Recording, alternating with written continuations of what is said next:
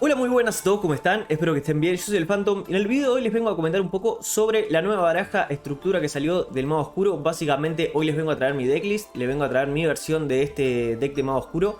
Básicamente lo que vamos a estar haciendo en este video es hablar un poco sobre la decklist, básicamente comentar un poco cuáles serían los combos, las cartas importantes dentro del deck, y después les voy a estar dejando algunos gameplays sobre Mago Oscuro, básicamente para que vean un poco cómo sería dentro del juego. Aún así, igual les voy a estar comentando que en un futuro video seguramente traiga una versión de Mago Oscuro combinada, por ejemplo, con Branded, con la Branded Fusion y todo eso, para que más o menos lo tengan esperando por si quieren una versión quizás un poco más competitiva de este deck. Esto es como la versión directamente del Structure Deck, agregando quizás algunas cartas más, así que bueno.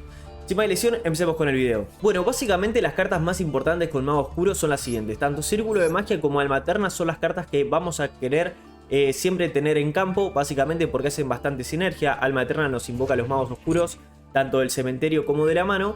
Y además, Círculo lo que hace es cuando se llama un mago oscuro, podemos desterrar una carta del adversario. Así que, básicamente, estas dos cartas son importantes a la hora de jugarlo en el campo.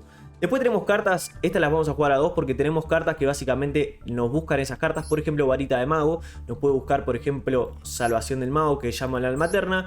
O Círculo también podemos buscarlo por ejemplo con Varita de Mago. Después tenemos buscadores globales para todas las cartas de Mago Oscuro, como son Ilusión del Caos. Esta carta es muy buena que se vino en el Structure, que básicamente podemos llamar por ejemplo a cualquier carta de Mago Oscuro. Puede ser Almas de Magos, mismo la fusión. Podemos llamar básicamente todo. Este es como el buscador más genérico que tenemos en el deck, que básicamente lo vamos a querer hacer.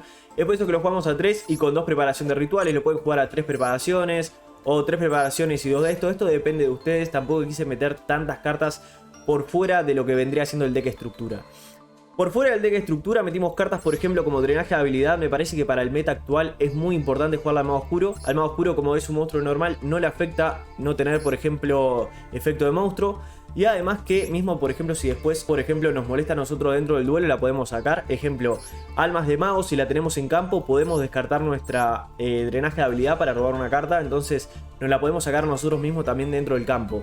Después de cartas importantes también fuera de lo que vendría siendo el deck, tenemos también Pueblo Secreto. Esto es si tenemos lanzadores de conjuros básicamente y somos los únicos, el rival no puede activar cartas mágicas. Eso también nos va a permitir controlar un poco el duelo. Ya tenemos cartas como Skill Drain y Pueblo Secreto. Eso nos va a permitir darle control un poco al duelo.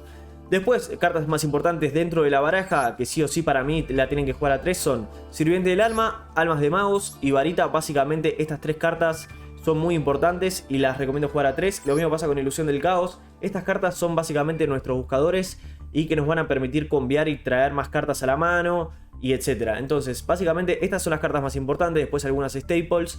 Y después del extra deck recomiendo por ejemplo casi siempre, si quieren jugar más defensivo o turno 1 y pueden llamar a una fusión, por ejemplo con Timaius o mismo con el monstruo o lo que sea, pueden por ejemplo llamar al jinete. Básicamente esta carta también nos va a proteger las cartas que tenemos seteadas. Entonces esta carta es muy buena por ejemplo si van turno 1, si tienen para llamar a una fusión. Después los magos oscuros es una muy buena carta porque podemos aprovechar el efecto como también para cambiar y para seguir robando cartas.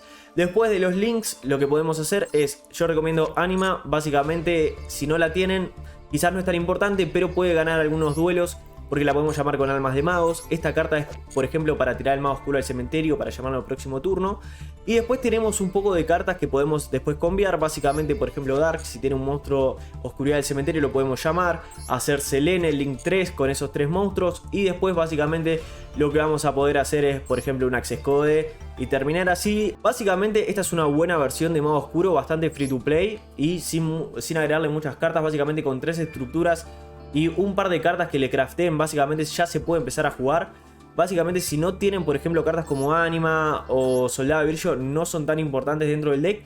Pero sí cartas como Skill Drain o Pueblo Secreto sí son importantes dentro del deck a mi criterio y recomiendo que se las hagan. Después seguramente suba alguna versión de Mago Oscuro, seguramente combinado con Branded, que es una versión de Mago Oscuro un poco más competitiva, que subí una hace unas semanas, que se la voy a estar dejando por acá.